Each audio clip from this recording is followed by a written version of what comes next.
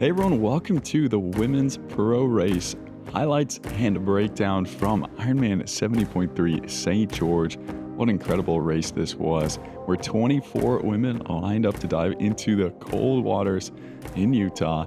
They were 3 minutes behind the men starting off, which was pretty close. And sure enough, many of these women would catch lots of the pro men on this fast swim. They were fighting for $12,000 in first place prize money and also 4 slots for the 70.3 World Champs this December. Paula Findlay was the clear favorite coming into this one for her third race of the season, but Ellie Salthouse said she wanted to stick it to Paula this race, and also defending champ Jeannie Metzler was here kicking off her season, and she could be in any kind of form, so I was excited to watch her. Alongside those were Jackie Herring, Danielle Lewis, an impressive up-and-comer recently who's part of Paula Findlay's That Triathlon Life development team. Kate Curran was here, and she was third at St. Anthony's the weekend before. And coming out of the water, it was Kate who was leading the way. She's a great swimmer who competed in short course in her teens, but she took a break to go to Cambridge University and become a junior city lawyer. So I think she would have wanted more of a gap than she had, as she swam faster in Oceanside as well. But Jeannie Metzler was right on her heels, pretty much swimming the exact same time she did last year. And then Paula and Ellie were just behind them, about 10, 11 seconds down. But Ellie had the fastest transition, super impressive, and she led out the way on the bike with the other girls lined up behind her. Jackie Herring was about 1 minute and 50 seconds down with the likes of Rachel McBride, and then a big group behind her, about 3.5 minutes down, contained Guru Fredes Loralde and Danielle Lewis. She did Ironman Texas the week before. Didn't really realize when planning it, she said, that they were only 1 week apart, but she said she felt great coming into it, and she was looking great when she started the bike. Those two were probably the main two chasing the Ironman Pro Series coming into this race. So in the first section of the ride, Ellie went to the front with Paula following behind. Jeannie Metzler managed to stay close at first, but eventually she would start to slip some time to them. Kate Curran dropped back 30 seconds pretty quickly, and Jackie Herring and the rest of the field further back would also be losing about 30 seconds as well. Danielle Lewis was the best of the rest, moving up positions quickly. And then Paula Findlay decided to make a move on the first couple of climbs and back her incredibly strong bike leg. Ellie fell back to about 36 seconds.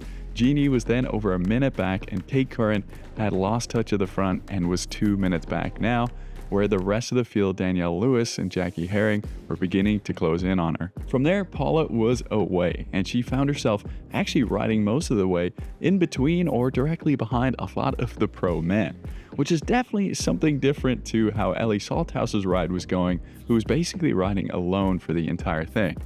This definitely makes an impact in the race dynamic, and there's an interesting video to check out. I'll link in the description on the impacts of riding with someone in front of you at 12 meters or riding in a group.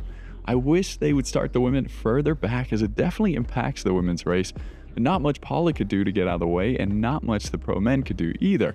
It's definitely can be an advantage, or it can be a disadvantage to have them around, and I think Paula deserves to have her own piece of road and broadcast like the men do. But she kept gaining time, over 1 minute by halfway and over 2 minutes around Snow Canyon later in the ride, and then she said she wanted to be fearless on the downhills, which she really did, coming into T2 with a 4-minute lead over Ellie.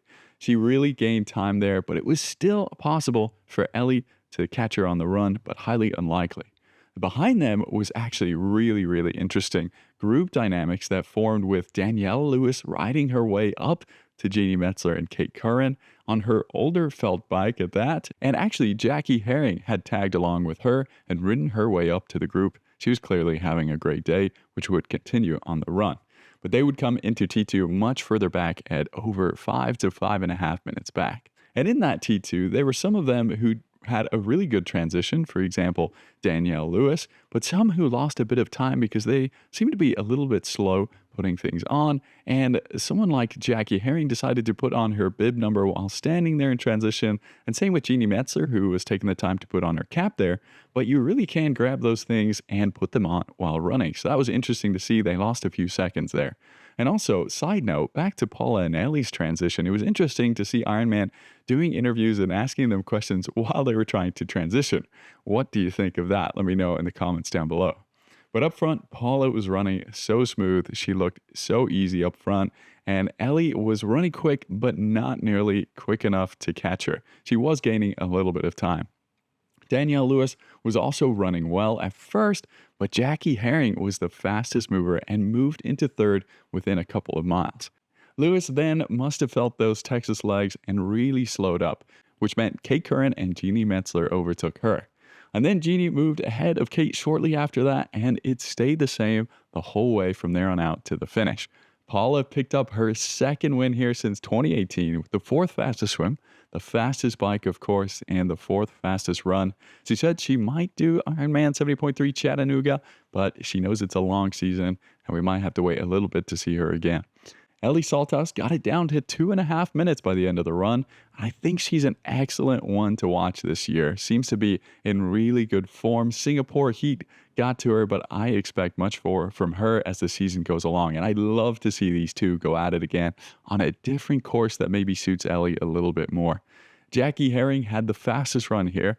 Unbelievable good podium finish for her, and that's a great sign for the rest of her year. Jeannie Metzler then took fourth, Kate Curran took fifth, and Danielle Lewis, with her sixth place and her impressive back-to-back racing, takes the top spot on the Ironman Pro Series leaderboard, which she obviously really deserves.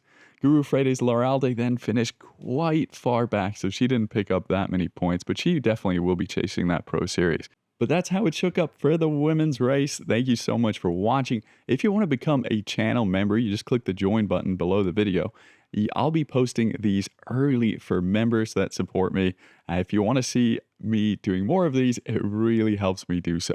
So we'll catch you this week in the news, the Triathlon Weekly News Show. And holy smokes, next weekend has some crazy racing, including the next Pro Series race at Ironman 70.3 Mallorca with the likes of Gustav Eden back racing. It's going to be a cracker.